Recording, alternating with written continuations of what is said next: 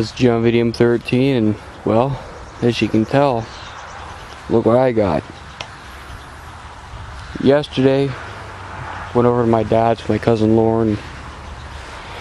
We picked up the bolenses. I don't think I mentioned them or not. I wasn't sure if I was going to get them, but because of the availability of room here, it's not very good, but I wanted them, so thank Dad for giving them to me. They're actually really awesome.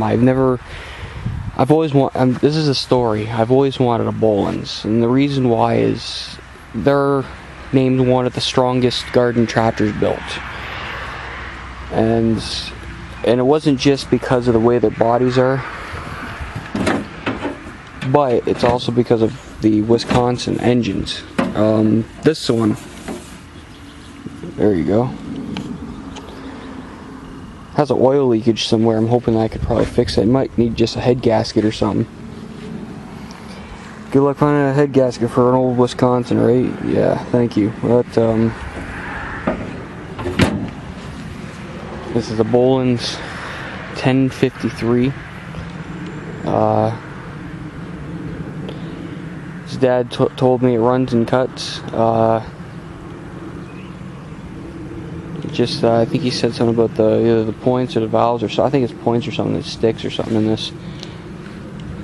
Well, I'm going to probably take basically everything apart because the screen inside, you guys can see that or not. I got to focus it.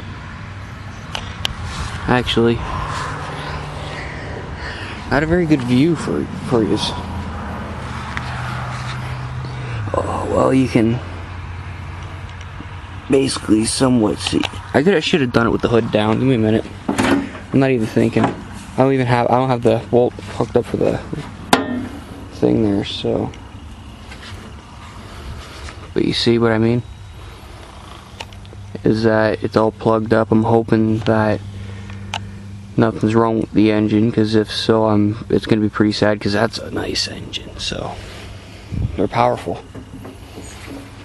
Hoping that it's gonna run good. So that's gonna be the next project. Plus, I got a 1220 with it. This is a neat little thing. It's smaller than the 12. What do they call them? 1250s? No. I don't even know anymore. But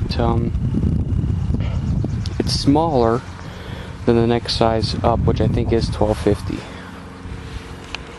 So it's a smaller tube frame. This, from the speculations and all the information I've done, should have a 12 horse Tecumseh.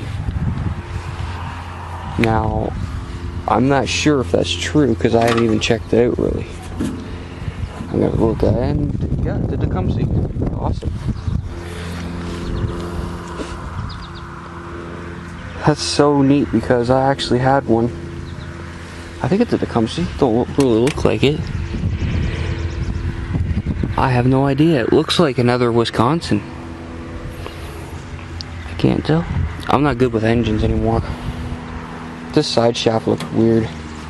Might be another, I'm hoping it's another Wisconsin. If that's the case, that's going to be awesome. I go look at this carburetor setup then. Oh, it is another Wisconsin. That's awesome. Because those 1220s, they originally had Tecumsehs in them. And these had they had the Wisconsin. But that's awesome. That has another one. That's a bonus. I thought it was gonna be another Tecumseh or something. And there's a battery in here. I don't think it's any good. I was gonna put on a charger and see if it cranks. If that's the case, then at least I got something to move around with, or I could probably give it back to Dad or something like that. You can get $10 or something for it, or $10 discount for another battery or something. Whatever it is here. I don't know anymore. I don't do batteries. I just go in and I just buy them whenever I have the money. I think that's the problem nowadays with everything, is money issues. Everything's going up in price and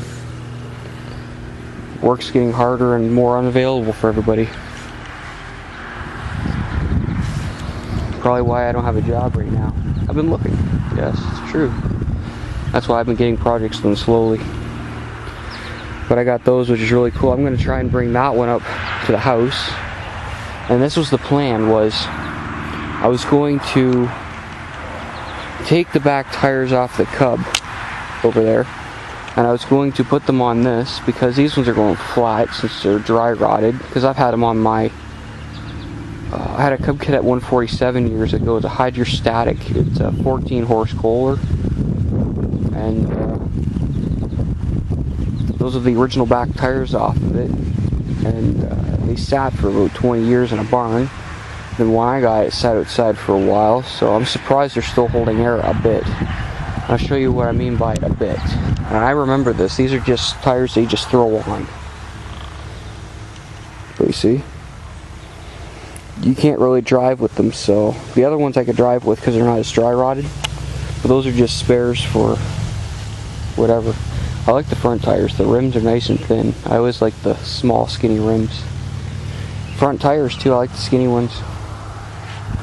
Difference between the style, because there's a Sears and then there's the Bolens. It's amazing.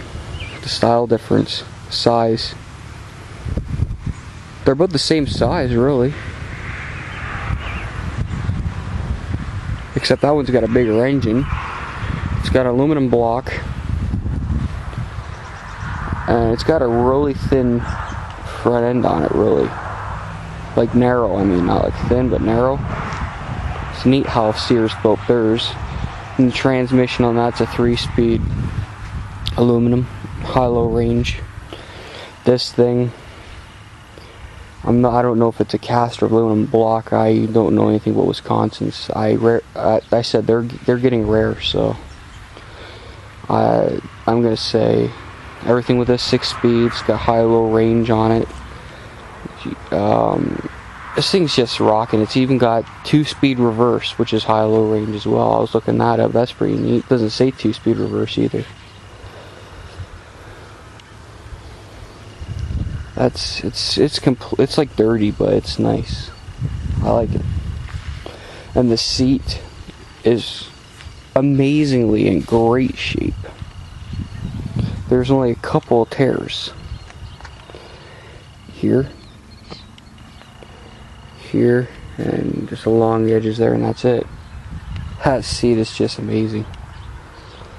It's worth some money too, but I'm keeping on the tractor, so one word of advice, guys, if you ever get these tractors, you might want to adjust your seat. These things are hard when you lay your back on them.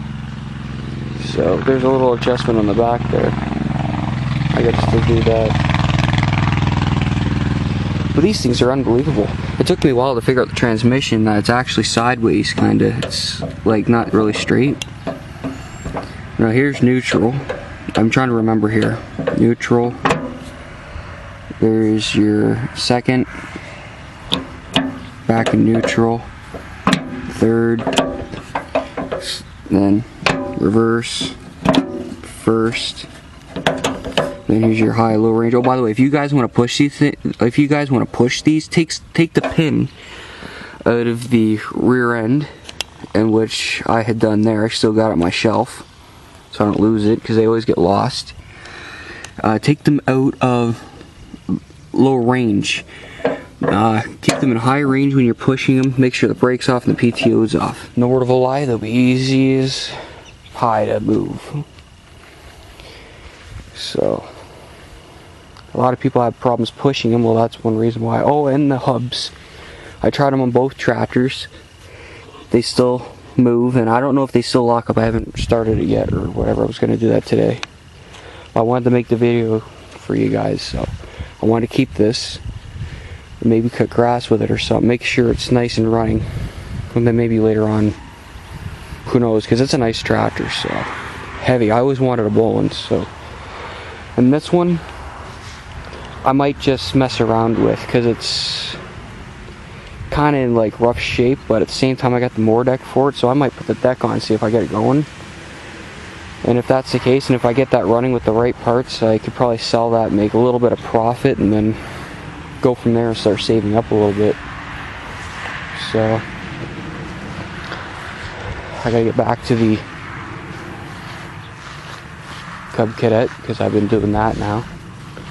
I painted the back rim this morning. Sorry, my camera was down. I didn't realize that. I'm just walking, looking at the same time. I don't look through my screen much. So, probably thinking, oh man, you got paint on the tire. I'll clean up after, trust me. Varse on the toothbrush as I usually do. Here's the tires are going on that one bolens. 1053, so. What the heck was that?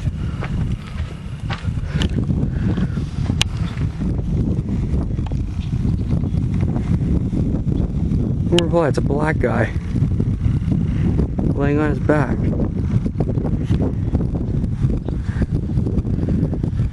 Man, I'm shutting this camera off and getting inside. This place is getting creepy. So I wanted to show you guys what's been going on.